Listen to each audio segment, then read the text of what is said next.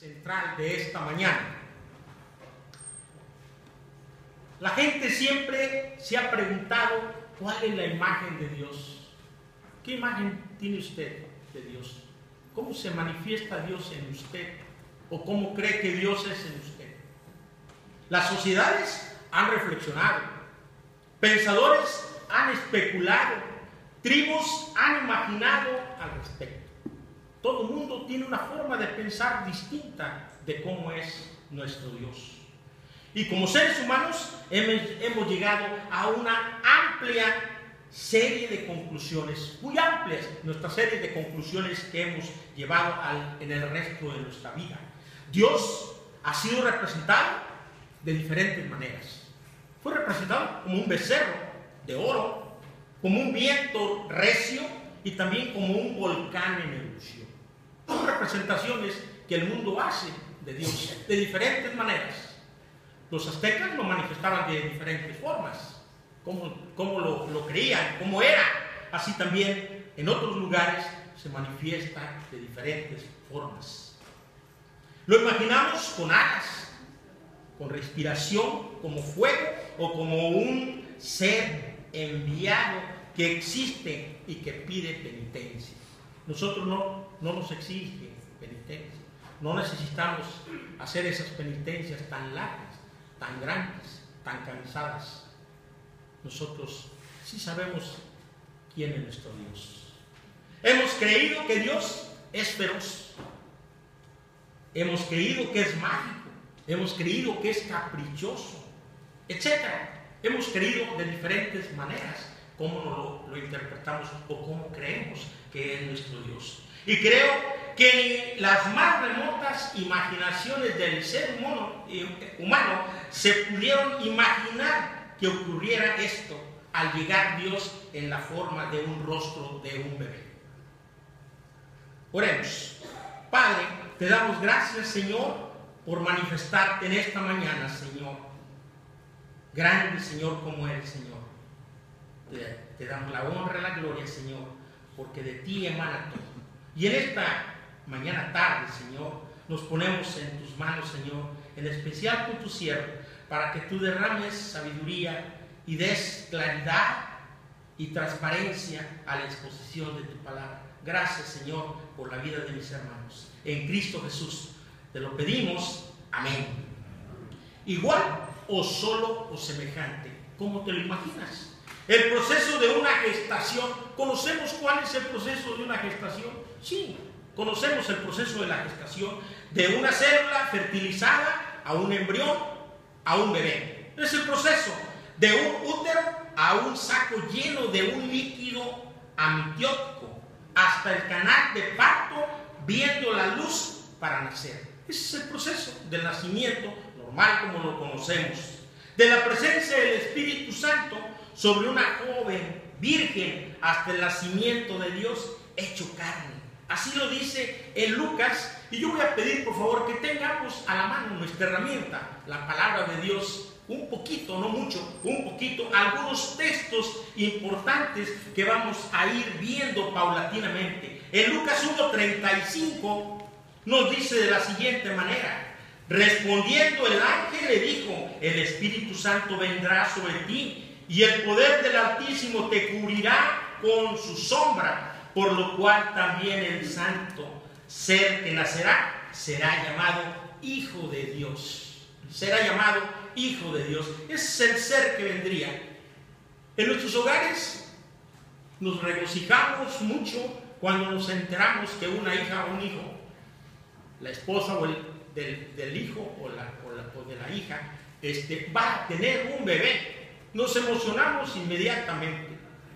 Bastante es el regocijo que hay en nuestro hogar. Y no nomás queda en nosotros, sino que lo extendemos. Hoy en día lo subimos al internet inmediatamente. Rápido damos la noticia de que vamos a ser abuelos, ¿verdad? Que vamos a ser bisabuelos. Así es como nos regocijamos. Otros pues se regocijan porque van a ser ya tíos o van a ser tías. Hay un enorme regocijo en cada uno de nosotros. El pueblo de Cristo está contento el día de hoy porque sabemos y estamos preparándonos para ese acontecimiento que culminará ese 24, ese nacimiento de ese ser que tanto tiempo estuvo el pueblo esperando, pero que iba a llegar el momento de este nacimiento. Así es el proceso de este parto, de la presencia del Espíritu Santo sobre una joven virgen, así vendría. Y en Hebreos 4:15 nos dice: pues no tenemos un sumo sacerdote que no pueda compadecerse de nuestras flaquezas, ya que ha sido probado en todo como nosotros, excepto en el pecado.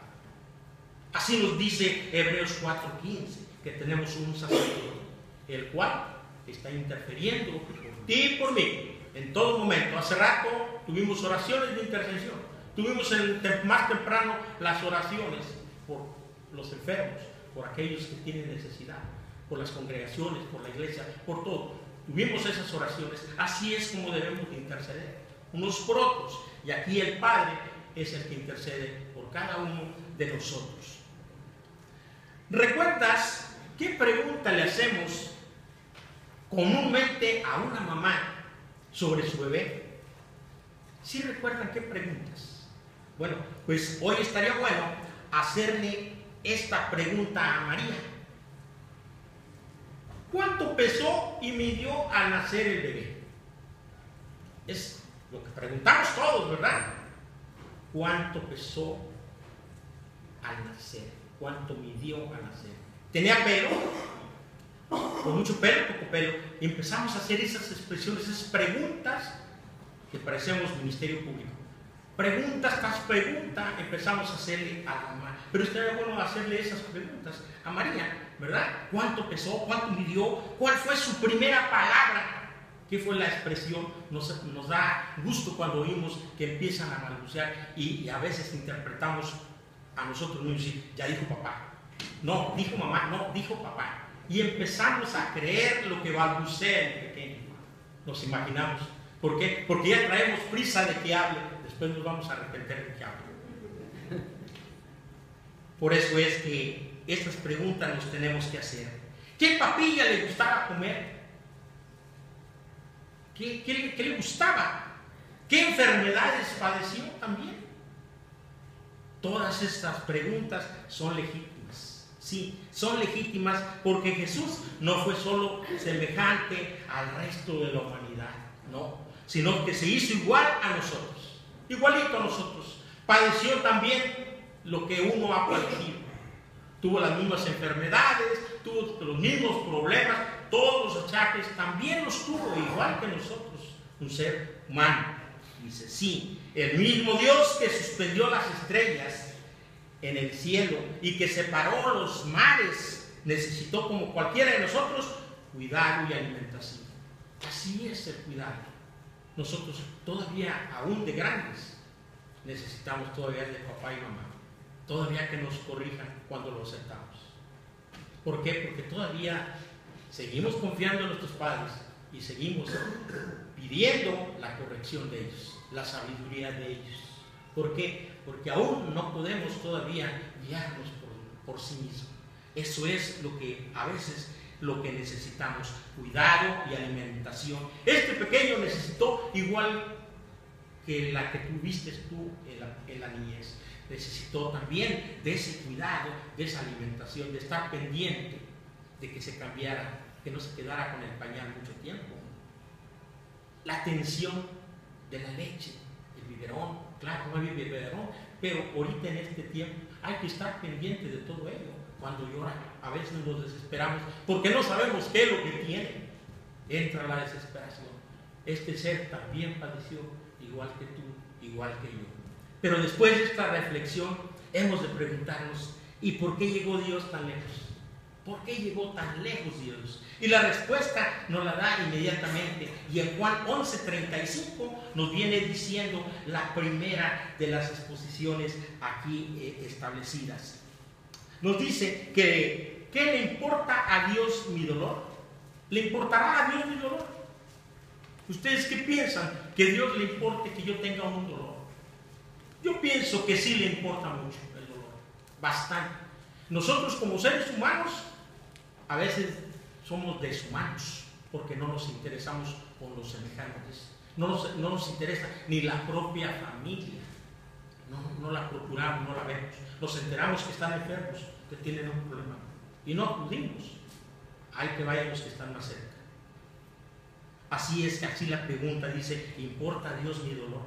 Y la respuesta la encontramos en las lágrimas de Jesús ante la tumba de su amigo Juan. Ahí le encontramos esa respuesta. Dice, Jesús derramó lágrimas. Ahí está la respuesta del dolor de Dios al ver que Lázaro estaba muerto. Que no estaba muerto, pero Dios derramó esas lágrimas. Es normal derramar una lágrima cuando sentimos esa compasión de alguien que está sufriendo, que necesita del apoyo nuestro.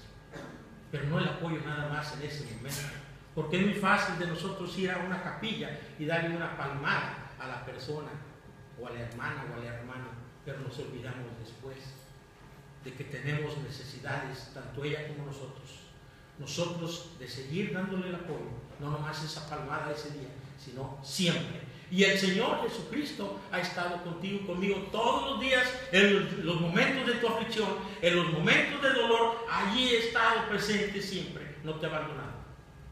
Él está fiel a nosotros. Nosotros a veces nos olvidamos de nuestros propios semejantes. ¿Le importa a Dios cuando tengo temor? ¿Le importará a Dios que tenga temor yo? Claro que le importa a Dios que yo tenga temor. ¿Por qué? Porque lo encontramos cuando el Señor camina en el agua, y lo vemos en Mateo 14, 24 al 27, dice, la barca se hallaba ya distante de la tierra, muchos estadios zarandeada por las olas, pues el viento era contrario. Y la cuarta vigilia de la noche vino él hacia ellos, caminando sobre el mar. Los discípulos, viendo caminar sobre el mar, se turbaron y decían, es un fantasma, y de miedo se pusieron a gritar. ¿Qué tan pronto nos entra el miedo? Nos entra inmediatamente el miedo cuando tenemos un pequeño problema. Y eso que a veces son más pequeños toques así que nos dan en nuestro cuerpo por problemas personales que tenemos, sobre todo a veces que tenemos deudas. Nos entra ese temor, nos entra esa cosa en nuestro cuerpo y que no podemos sacar. Dice, pero al instante les habló Jesús diciéndoles, ánimo, soy yo, no temáis. Así es cuando tengamos algún temor, es al que tenemos que buscar a Dios y decirle al Señor, tengo miedo, levanta mi ánimo, levanta. Pero tenemos que hablar y buscarlo. No como estos varones que dijeron que miraban un fantasma. No, nosotros no estamos hechos para ver fantasmas. Nosotros estamos hechos para ver la gloria de Dios. Para eso estamos hechos, únicamente para ello. Me preocupa, ¿se preocupará Dios cuando me desprecian? ¿Estará preocupado Dios cuando a mí me desprecian? Fíjese que también el Señor está preocupado cuando a mí me desprecian. ¿Sí? ¿Sabe por qué? Porque el Señor está muy preocupado.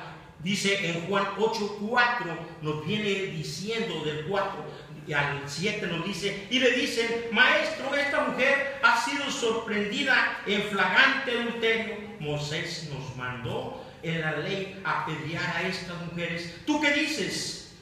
Esto lo decían para tentarle, para tener de qué acusarle. Pero Jesús, inclinándose, se puso a escribir con el dedo en la tierra. Pero como ellos insistían en preguntarle, se incorporó y les dijo, aquel de vosotros que esté sin pecado, que le arroje la primera piedra. Es lo primero que hacemos nosotros, caerle a nuestros semejantes. En lugar de ir y darle la mano, levántate, hermano, levántate. Eso es lo que te corresponde a ti y me corresponde a mí, hacer eso cuando vemos a uno de nuestros semejantes caídos, a uno de nuestros semejantes que está pasando por un dolor. Ve y visítale, acompáñale, háblale por teléfono. Tenemos muchos medios para hablarles. Háblale y dile unas palabras de aliento basados en la palabra de Dios. El doctor James Harley fundó una misión médica entre la tribu Mano-Liberia en el África Occidental. En los primeros 5 años de trabajo, atendió a más de 50,000 pacientes. Ninguno de ellos entró una sola vez a la capilla de la misión. No estaban interesados en saber de Jesús, el Dios del doctor. No había interés. En esos 5 años de trabajo le nació un hijo, su nombre Robert, quien poco tiempo después, al cumplir los 5 años, enfermó de una fiebre tropical muy típica de la región. Su padre, el doctor, hizo todo lo que el conocimiento tenía y sus fuerzas le permitieron por sanarlo, pero la fiebre siguió su curso y poco después el niño murió. No duró mucho el niño, murió. Con gran dolor los padres del pequeño enfrentaron la muerte de su hijo y el doctor, en un pequeño taller, construyó un féretro para sepultarlo. Puso el cuerpo de su hijo dentro y salió al bosque a buscar un lugar para sepultarlo. En su caminar se encontró con el jefe de la tribu, quien, al darse cuenta de lo que estaba sucediendo, ayudó al doctor a cargar el féretro y acompañarlo. En cuanto colocaron el féretro en tierra, el doctor Harley no soportó más y rompió en un llanto desesperado ante el dolor de la pérdida de su hijo.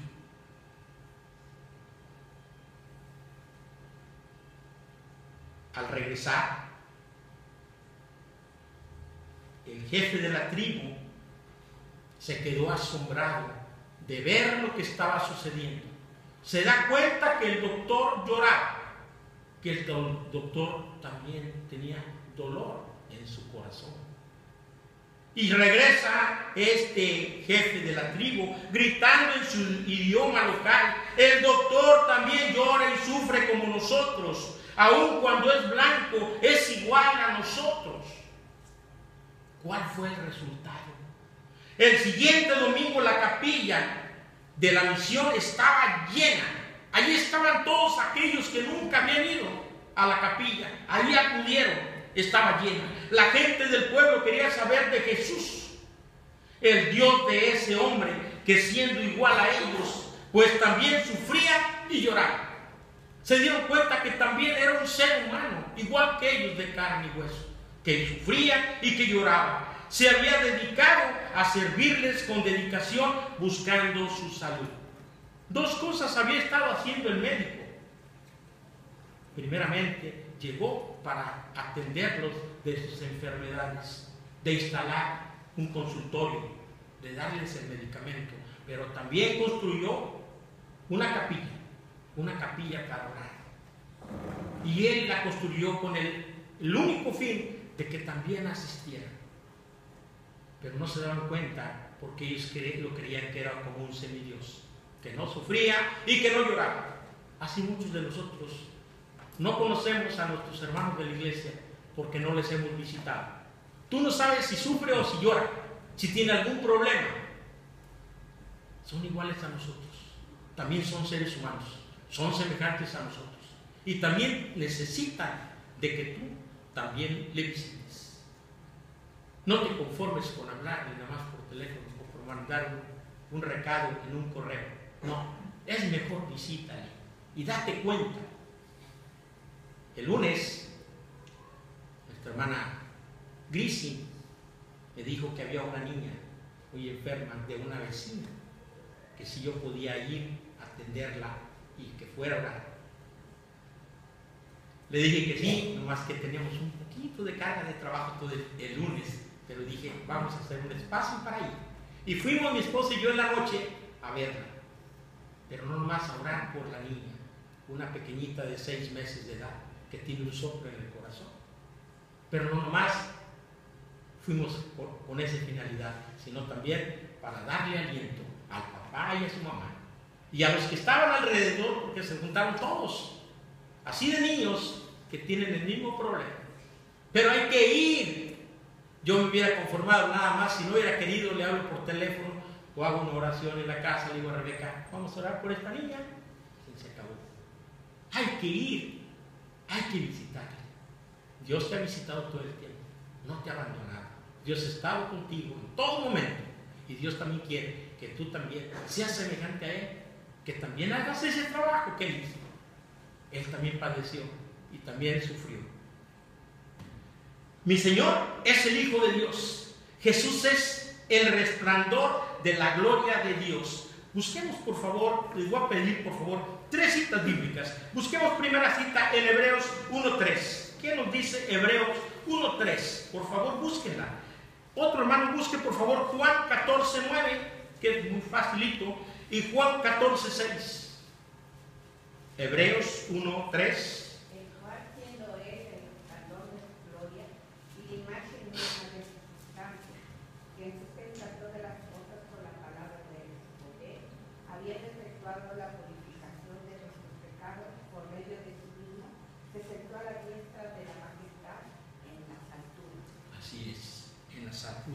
Ese es el resplandor, Él es la gloria, ahí está sentado con su Padre, Él es la imagen, Él es la luz, esa es la luz. Jesús es la forma de conocer al Padre. ¿Cómo le conocemos? En el siguiente de Juan 14:9, ¿qué le dice? Jesús le dijo: tanto tiempo hace que estoy con vosotros y no me has conocido, Felipe. El que me ha visto a mí, ha visto al Padre. ¿Cómo pues dices tú, muéstranos el Padre? ¿Cuánto tiempo tenemos en el templo? ¿Cuánto tiempo llevamos aquí en este templo? ¿10 años, 20 años, 30 años? No sé cuántos años tengan. Yo llevo 3 años. Pero en ese largo tiempo que Dios nos ha permitido reunirnos semana a semana, yo creo que para estas alturas ya sabemos quién es Dios. Ya sabemos quién es Dios. Y si alguno de ustedes todavía no lo conoce, búsquelo en los evangelios. Ahí lo encontrará. Inmediatamente lo encontrará. Desde Mateo, comenzando Mateo, se va a dar cuenta quién es el Señor. La tercera que nos habla: Jesús es el único camino para llegar al Padre. No hay otro camino, hermanos, nada más uno. ¿Y qué nos dice Juan 14:6? Yo soy el camino, la verdad y la vida. Nadie viene al Padre sino por mí. nadie va al Padre sino es el único camino. Él es el único camino, nuestro Señor. Así es. Concluimos, hermanos, el milagro de Belén no es solo el llanto de un pequeño acostado en un humilde pesebre. No es eso. Es el gran mensaje del Evangelio, un mensaje lleno de amor, lleno de gracia. Dios se ha hecho hombre para cubrir delante de mí mi camino, para estar delante de mí, de estar delante de ti, indicándote cuál es el camino al Padre por medio de la gracia y la verdad. De esa manera el Señor va delante de ti, va delante de mí, señalándoles por dónde quiere el Señor que camines. De su plenitud todos hemos recibido gracia sobre gracia. Todos, no hay uno que no hayamos recibido la gracia de Dios. Todos hemos recibido la gracia de Dios, algunos más que otros. Por eso debemos alabar a nuestro Dios con gozo y decirle: gracias, Padre, por el día de hoy, por esta luz que me permites ver, que me permites contemplar. Hay gente que ya no vio esta luz, pero por eso tenemos que darle gracias, pues la ley fue hecha por medio de Moisés, mientras que la gracia y la verdad nos llegó por medio de Jesucristo. Vean las diferencias: la ley por Moisés y la gracia y la verdad por medio de Jesucristo. Así nos llegó. Y Dios, nadie lo ha visto nunca. Nadie lo ha visto nunca. El Hijo unigénito, que es Dios y que vive en unión íntima con el Padre, nos lo ha dado a conocer. Por lo tanto, si queremos en verdad conocer a Dios, fíjense, si en verdad queremos conocer a Dios, saber cómo es Él, qué rostro tiene, cómo piensa, cuál es su carácter, lo único que tenemos que hacer es ver y conocer el rostro de Jesús, el de los evangelios. Ahí vamos a conocer quién es, a través de los evangelios. Si usted todavía no lee los evangelios, todavía no le conoce. Necesitamos conocer más de Dios a través de los evangelios. Es la forma como podemos conocer más de Dios, de aquel que siendo Dios se despojó de todo y se hizo igual por amor a nosotros, por amor a ti, por amor a mí. Y el interés de Él lo único, el interés que Él tiene es que vivamos cerca con Él por la eternidad. Es el único interés que tiene el Señor, que vivamos con Él hasta la eternidad. Que el Señor nos bendiga. Oremos. Padre, una vez más, Señor, que nuestra súplica, que nuestras oraciones lleguen hasta tu presencia. Te damos la honra y la gloria, Señor, en estos momentos, porque permite, Señor, conocerte más de cerca. Danos esta oportunidad, Señor, de acercarnos a ti, Señor, a través del conocimiento de la palabra cada día. Perdona nuestras faltas, perdónanos, Señor, si te hemos ofendido. Gracias, Señor, porque sabemos que tú limpias con tu mano poderosa, con esas aflicciones, con esas dolencias que tenemos, Señor, y que tú también padeciste. Así también, Señor, te pedimos que tu gracia sea con cada uno de nosotros, hoy y siempre y hasta la eternidad. Amén.